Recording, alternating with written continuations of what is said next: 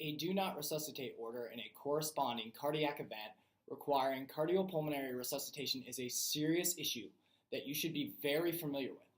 Although it might be slightly complicated, this 2-minute tutorial will walk you through the steps of protocol and make it so you can get the right answer on the test. Because realistically, that is all we care about. Let's start with the first thing you should do when you find a patient in cardiac arrest, no matter where they are. The wards, the ER, church, social, it does not matter. The first thing you should do is identify whether they have a DNR or not.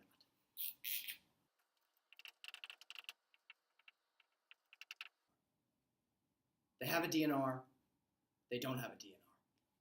If a person has written consent from themselves or their surrogate, you do nothing.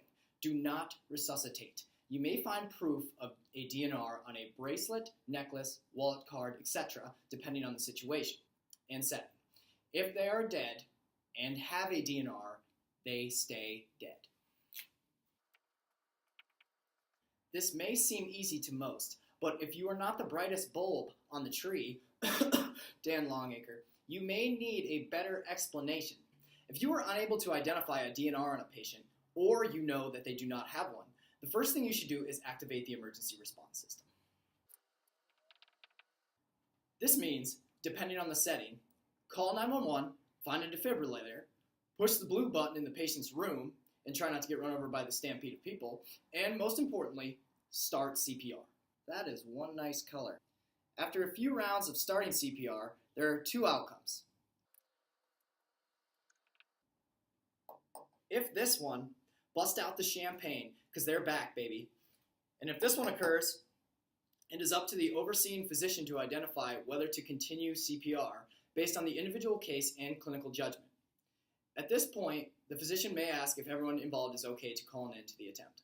Although debated, even if a patient does not have a DNR, a physician may decide against these measures based on medical futility, meaning a resuscitation attempt for the patient is essentially unwarranted at this point. Now, before you start to think Dr. Dusty and his cronies are a bunch of pricks, let me explain. This scenario applies to cases where CPR has no prospect of resuscitation, such as a traumatic accident or if the body is discovered in an extended period of time after dying.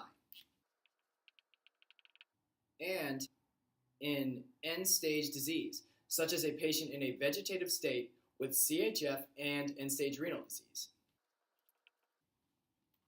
The physician may decide that no resuscitation efforts may be performed.